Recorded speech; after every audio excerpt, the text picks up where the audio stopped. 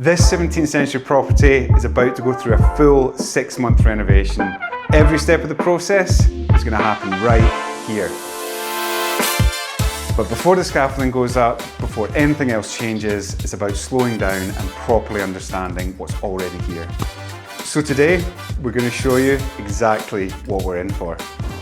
Okay, so we are outside and currently the building is standing out for all the wrong reasons, but we'll cover that in another episode. That's a whole other thing on its own.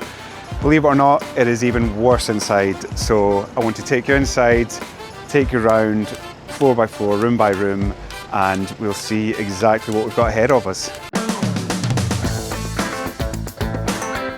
All right, welcome. Here we are inside.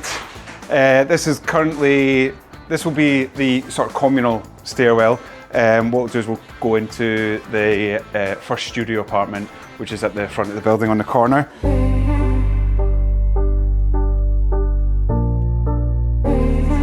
Okay, so we're in what's going to be the studio apartment. Probably my favourite room in the house, actually, currently. There's just so many original features in such a small space. I mean, you've got the fireplace over here, you know, you've got a lot of windows, but all different sizes, all different styles. The detail around each window is all slightly different. You kind of got the archways. It's just a fantastic little room, and really looking forward to seeing how the space pulls together. It is going to be small, it's going to be very small, but again, I think that sort of adds to its charm.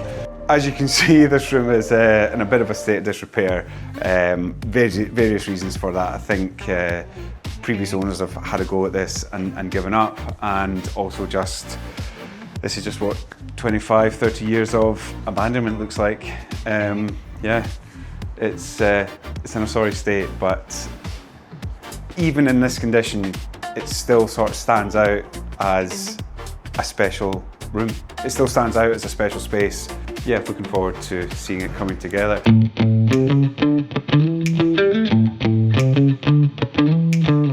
So we're now in apartment number 1. This is our first sort of projected to be 1-bedroom self-catering apartment.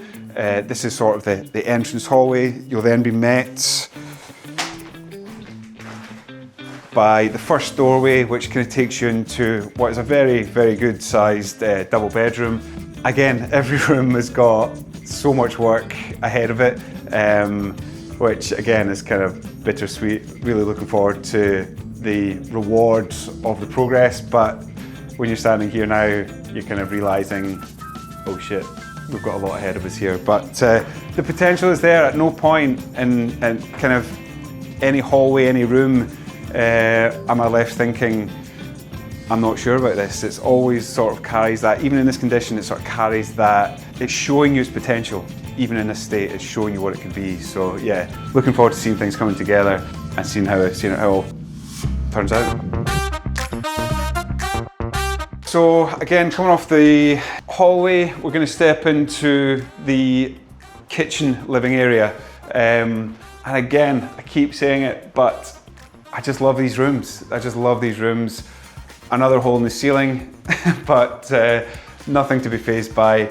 It's got coving up, fantastic windows, looking onto like an amazing backdrop of Ben Ledi, and yeah, looking forward to creating a nice sort of warm, relaxed seating area here with a small sort of kitchenette, self-catering kitchen up at this end. There won't be much to that because this isn't the hugest of spaces, but yeah, the reason for picking this for like the kitchen living area is it is one of the bigger rooms in the place. So yeah, you can kind of combine its use. It kind of lends itself well to being a kitchen living area. We've also got this lovely kind of original fireplace, so that will definitely be getting kept. The surround certainly, and the brickwork. I don't think we'll reinstate it as a stove, but possibly. We'll see what happens. Yeah, it's still got all the sort of period features that you'd expect. Lovely wooden staircase, lovely windows on the sort of landing area, just giving it plenty of light. And then we keep going up onto the second floor communal space. So this little kind of step up here will lead you into another 1-bedroom apartment. And again, there's a whole world of issues that we need to deal with here. As I keep saying again, these holes in the ceiling, the roof is in a bit of a sorry state, so there's multiple points of water ingress. And yeah, we have already got our first tenants being a flock of pigeons. We're now standing directly above that studio apartment that we were just in. We're in the bedroom of one of the smaller 1-bedroom apartments. So smaller room, but still super cozy. And again, as much as this might seem a bit intimidating, this is actually one of the easier rooms to sort of bring back to life, to be honest. We'll be replacing or restoring the windows, obviously making good this hole in the ceiling, and we need to look at some rafters because there's been some long-term water ingress there, so I think some rotten ceiling joists and a bit of roof work needing done. But this is the bedroom in the smaller 1-bedroom apartment. Let's take a look around the rest.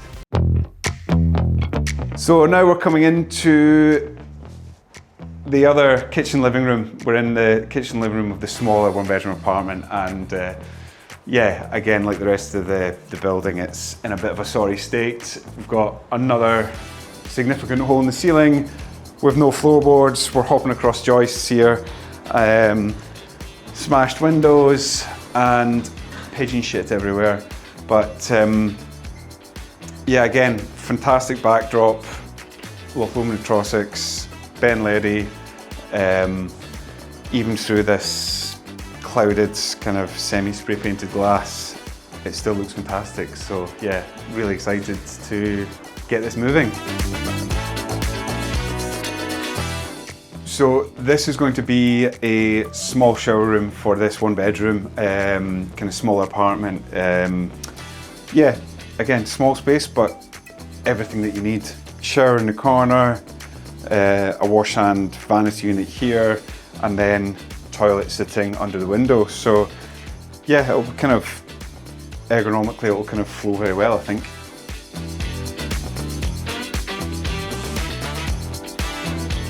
Yeah, so this room's got a bit more reconfigurating to do. We need to blank off a doorway. We're knocking through a wall to create the new doorway, new access. We're in another bathroom now. Again, we're going to be sticking with period features. All the fixtures, fittings are going to be in keeping with the property age. So yeah, it'll be a very period, opulent bathroom. Can you picture it? So we're in the hallway now to the upper 1-bedroom flat. We'll go into the bedroom, and actually, surprisingly, this is kind of in the best. This is probably the best conditioned room of the entire place. Yeah, not all that much needing done in here, believe it or not. A bit of paper stripping, insulating, windows as the rest of them, refurbished or replaced. But yeah, this is again a nice solid room. It's a great size. Another nice double bedroom, plenty of manoeuvring space even once the bed's in here. Nothing too daunting in this room at all, just a bit of flooring. So yeah, this is on the lesser side of the major works. Back in another living kitchen area. Yeah, this room isn't too bad either. This room isn't too bad. There's another leak in the roof which has created a hole, but again, relatively easily fixed. Another window refurbishment stroke replacement, but another fantastic room, some lovely features, kind of a small archway as you come in the door. Again, these lovely sash encased windows, and just nice, well-proportioned rooms. It just allows you so much flexibility. You know, when you've got spaces like this, it's super adaptable, super versatile. So you don't need to commit too much. You know, you don't need to overthink the layout at this point. It's just sort of focusing on, you know, the essential repairs, and then you can start kind of fine-tuning what's going where. But another great room.